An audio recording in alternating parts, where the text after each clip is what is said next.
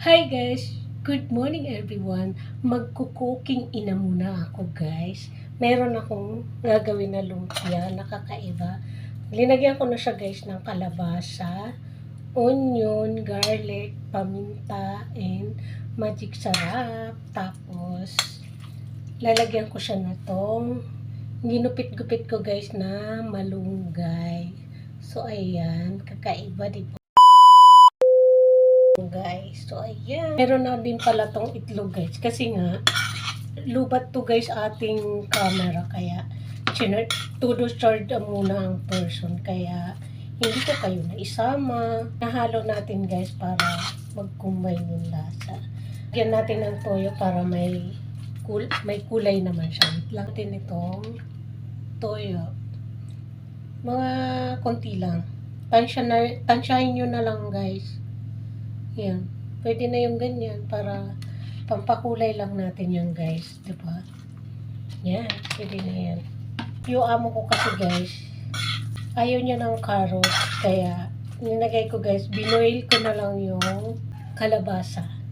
Para, alam mo yun, masustansya yung pagkain niya. Diba? Yan siya. Pagpasensyahan nyo guys yung background namin kasi medyo madilim. So, medyo makulay na. Charot yun. May itlog na to guys. Kaya okay na siya. So ayan na siya guys. O diba? Kakaiba na yung kulay niya. Ang bango. Ang bango nga. Ang bango-bango niya guys. Ang bango. Diba? Ang bango. Masustansya. Lumpia. Ayan. So ito guys, maglalagay ako ng patatas. Ayan. Ginanyan ko na lang guys para design ba siya sa ating lumpia. Diba? Kakaiba. Mali ang lagay na gulay dito guys is tatlo lang.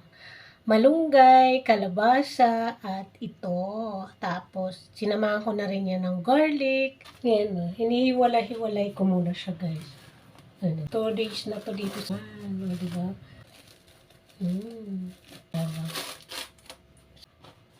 Pwede ba? Sa akin guys, hahatiin. Magtipid na siya guys. Lalaman kung talagang totoong na. Kasi kakain si Amo. Yan, diba? Malinis na tayo. Kasi ako guys, kailangan natin. So, gaganyanin mo siya. Yan, ganyan. Yung hindi pa po marunong nyo lang ang kabilang gilid. Ayan, ang lumpia ni Marlene. Diba? Pag naluto siya guys, pwede mo siyang pagdalawahin.